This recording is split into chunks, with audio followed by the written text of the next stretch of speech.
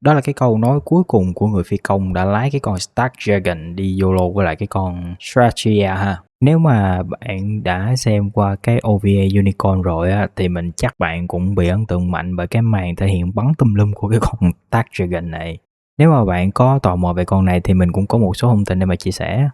Xuất hiện lần đầu trong Char Counter Attack Mobile Suit Variation với tạo hình như này.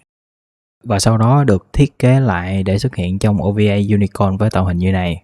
Stark Dragon là biến thể được phát triển dựa trên Dragon D và được thiết kế để đi phá những cái hạm đội, chiến hạm. Do đó cái con Stark Dragon này bạn có thể thấy là nó có trang bị thêm một số cái lớp giáp và cái bộ đẩy với cái hiệu suất cao hơn so với cái con Dragon D. Do sử dụng chung cái dữ liệu từ con prototype Stark Dragon nên là cái con Stark Dragon này có thể gắn được những cái cụm tên lửa trên vai để hỗ trợ hỏa lực như là cái con prototype Stark Dragon. Cái điều làm nên việc cái con Stark Dragon này được nhiều người thích á, là do cái trận đánh với cái con Strategia. Bạn phải biết là cái con Stark Dragon này nó không phải là một cái mẫu suit có cái spec xịn như là mấy con Gundam. Và với những trang bị dùng để đi phá tàu thôi mà xém cho cái con Strategia này lên các bạn điểm sớm. Nếu như không có cái trường iField đỡ cho cái nhát beam đó thôi. Nói chung là bạn nên xem cái đoạn đó trên YouTube có để mà bạn biết được cái mức độ epic của cái con Stark Dragon này.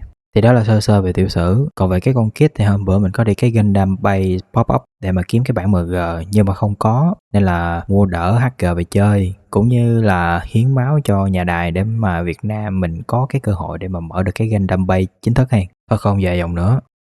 Do được ra mắt vào năm 2010 thì cái con này cũng thuộc dạng hàng cổ rồi, nên là không có cái biên độ cử động tốt với lại phối liệu nhựa tốt như bây giờ. Sẵn thì nhựa cái con này nó cứng, hơi giòn và cũng dễ để lại ghẻ. Có cái là sách hướng dẫn có ghi khá nhiều thông tin về cái con Stark Dragon này nhưng mà hoàn toàn là tiếng Nhật nên là có cũng như không. Dĩ nhiên là không thể thiếu Runner nhựa polycap rồi. Theo sách hướng dẫn thì cái con này sẽ xài hết nhựa polycap ngoại trừ hai cái part số 1 ha. Và chúng ta sẽ có một tờ sticker decal. Tính ra thì cái con này tách màu khá là tốt ở cái thời kỳ 2010.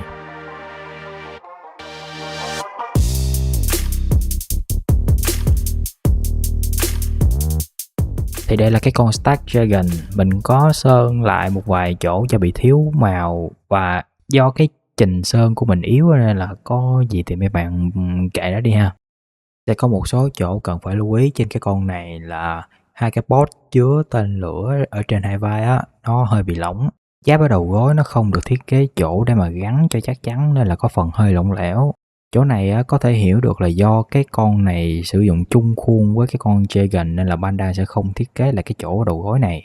Sẵn nói luôn thì khi mà bạn tháo hết cái phần giáp của cái con HG Stark Dragon này ra và gắn một phần đầu của con Dragon cho dư ở trong hộp thì bạn sẽ gần có được một con Dragon. Cái bộ đẩy ở sau lưng nó rất là cứng khi mà tháo ra. Mấy bạn có thể thấy là cái dấu nhựa nó bị ma sát với nhau do quá chặt.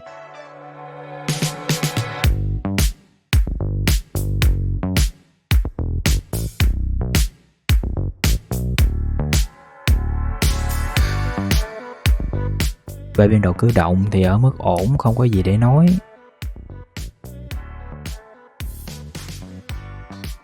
Có cái là váy trước khi mà bạn đẩy nó lên cao quá thì nó sẽ làm bung cái miếng nhựa ở chỗ này.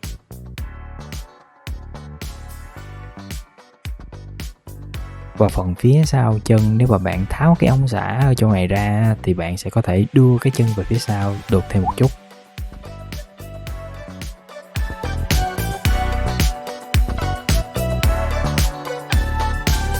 Về phụ kiện của em này thì khá là đơn giản.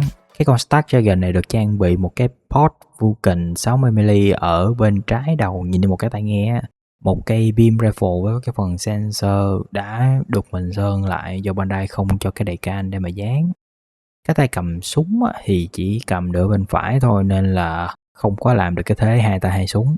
Beam saber thì Bandai cho hai cái effect, một ngắn một dài nhưng mà chỉ có một cán beam, trong khi cái con Stark Dragon này có thể trang bị tới tận 4 cây. Tiếp là cái cây Hyper Bazooka. Cái cây này nó có thể bắn ra hai loại đạn, một là loại đạn thông thường, hai là loại đạn có khả năng tỏa ra cái diện rộng như các bạn có thể thấy trong cái clip.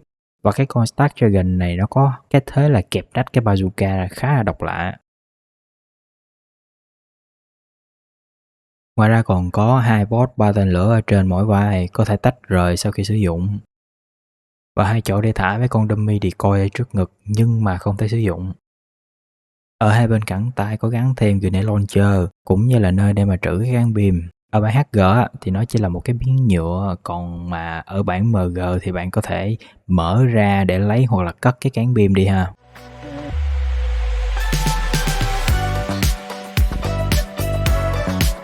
Tổng kết lại thì cái con HG Stark Dragon này trong năm 2026 là một cái con kit mà đối với mình á, nó có cái giá trị sưu tập hơn là chơi. Với cái công nghệ của 16 năm trước, có polycap cũng như là nhựa cũng chưa có tốt. Được có cái là lâu lâu đổi gió qua ráp mấy con lính cũng khá vui. Và với lại nếu mà bạn đã mua cái con này rồi á, thì bạn cũng không có quan tâm mấy tới mấy cái mình nói đâu. Chủ yếu là mua vì cái thiết kế và cái màn bắn tùm lum của cái con này trong OVA Unicorn ha. Thì mình chỉ có nhiêu đó để nói thôi. Hẹn gặp mấy bạn ở mấy cái clip sau. Bye bye.